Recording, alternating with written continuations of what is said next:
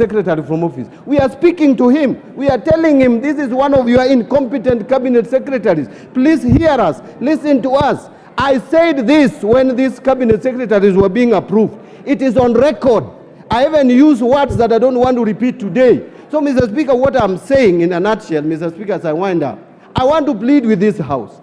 Please allow this motion to go through so that we can appoint a select committee of 11 members to interrogate this matter, look at it into details, look at the evidence adduced, so that if there is no evidence, we will let Linturi continue running the ministry. If there is evidence, let us get him out, get another Kenyan, even if we want a Kenyan from that region where he comes from. There are so many competent Kenyans from that region, that county, that part of the country. Mr. Speaker, I want to plead and persuade, including the majority leader, support this motion so that we can have these matters settled in a professional manner through the committee of this House. Mr. Speaker, I support. Majority Leader. Thank you, Honorable Speaker. I hear my good friend, Honorable John Buddy, asking me to support, and I rise to oppose this motion, Honorable Speaker, by the Honorable Member for Bumula, the Honorable Jack Wanami Wamboka. But allow me, Honorable Speaker, to take this opportunity to thank the Honorable Jack Wamboka for having the courage and fortitude to not only collect signatures and bring this motion, but also to prosecute it. Although he has performed dismally in his prosecution of the motion, Honorable Speaker.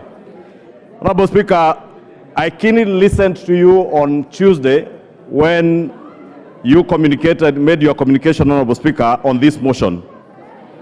Honorable Speaker, this House is guided, or rather, as you stated, is a house of rules, and is guided by not just by the standing orders, but also by a constitution. Honorable Speaker, if you read through standing orders 64 to 66 of our standing orders, you will realize that the Honorable Wamboka's motion falls flat and contra our standing orders and also the Constitution, Honorable Speaker.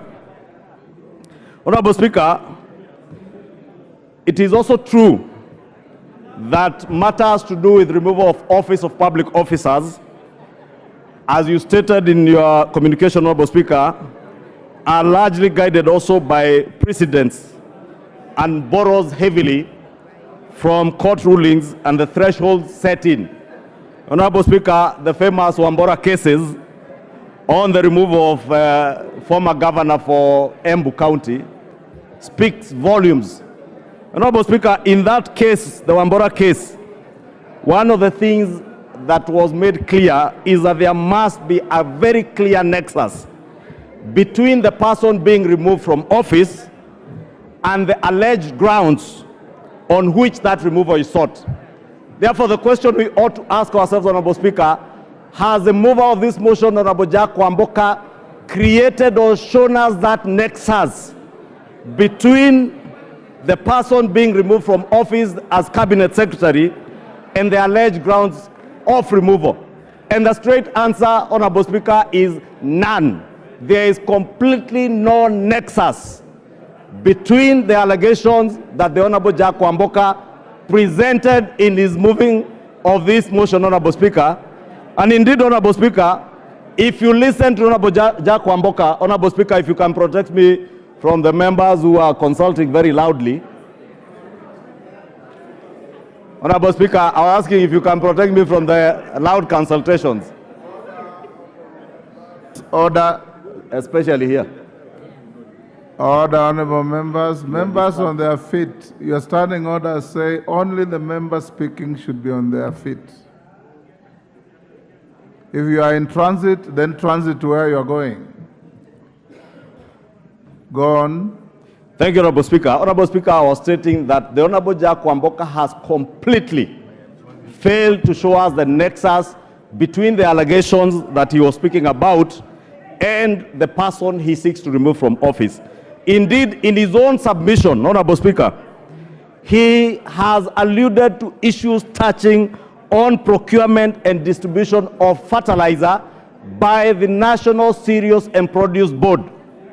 Honorable Speaker, the Honorable Jack Wamboka is not an ordinary member of parliament. The Honorable Jack Wamboka, and congratulations to him, is a first-time member of parliament, but also serving as a senior member of this house as the chair of the Public Investments Committee.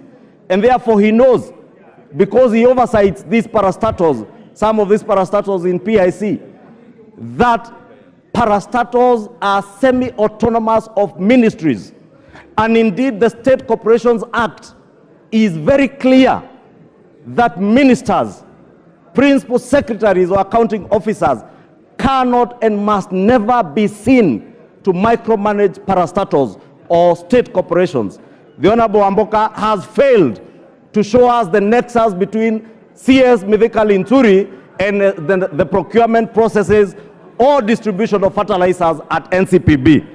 Indeed, Honorable Speaker, he also failed to inform the House that DCI that has been investigating this matter has already preferred charges against arrested and preferred charges which the DPP has consented to for the prosecution of officers that DCI feels might be culpable on the matter of the procurement and distribution of this fertilizer, Honorable Speaker.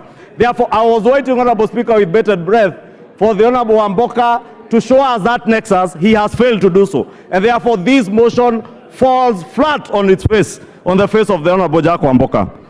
Honorable Speaker, it also lacks any clear precision of the violations of law and the Constitution.